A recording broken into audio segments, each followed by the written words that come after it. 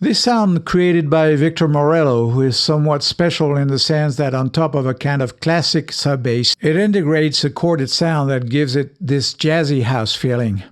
Not surprisingly, it's using a virtual analog waveform for the sub-bass, but it's also using a wavetable bass sound for the chorded accompaniment. Let's look at it in more details. First, let's look at the bass, which is not very interesting, technically speaking, although it is absolutely indispensable, of course, to give the bass sound its core. As said before, it's a classic that we've seen in many other bass sounds, namely a sine wave oscillator. We'll leave the FX stage on to boost it a little bit so that we can better hear it. Victor added an enveloped wavefolding to give its attack a slightly bigger impact and allow for some interesting effect when controlling envelope 2 parameters with macro knob 2. The same envelope will be used in engine 1 to modulate the wavetable sample position for the same effect.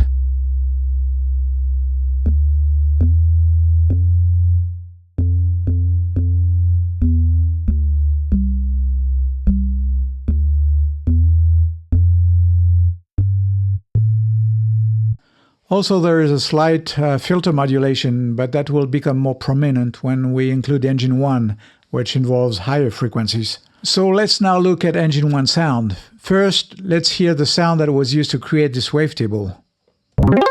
As we've seen in other videos involving a wavetable engine, this sound is decomposed into samples and stored in a lookup table. The position button allows us to select the sample that is played. There are 7 of them in this particular sound.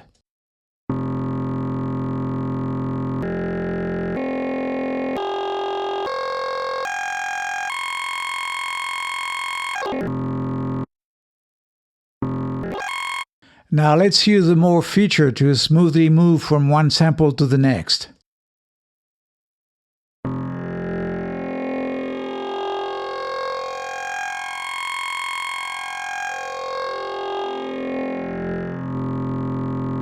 As we could hear, for this particular sound, the further we move in the sample list, the more high harmonics we get. And by using the envelope 2 shape, we can emphasize the attack to add more high frequencies during the attack thanks to this envelope.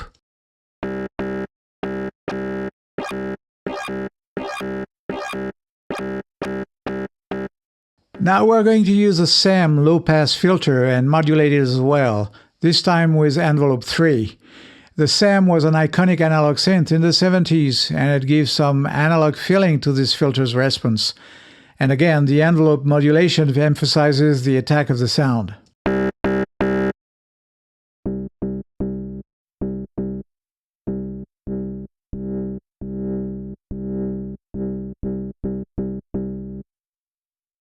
It's now time to add the FX stage to the sound to give it some punch using a light distortion effect.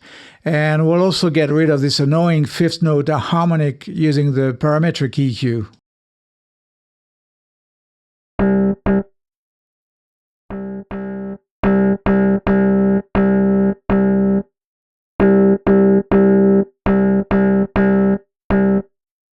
Victor also added a chorus effect, not used for now, but that we can trigger using the modulation wheel, if needed, to simultaneously trigger a vibrato effect by modulating the tuning of Engine 1.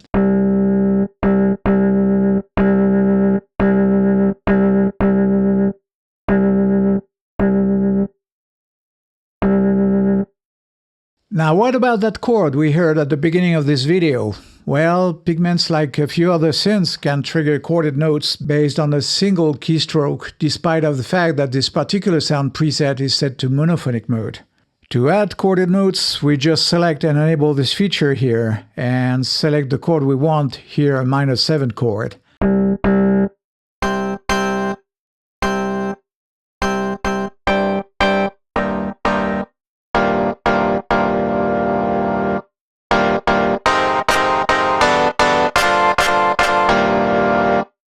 And finally, we include the bass generated by Engine 2.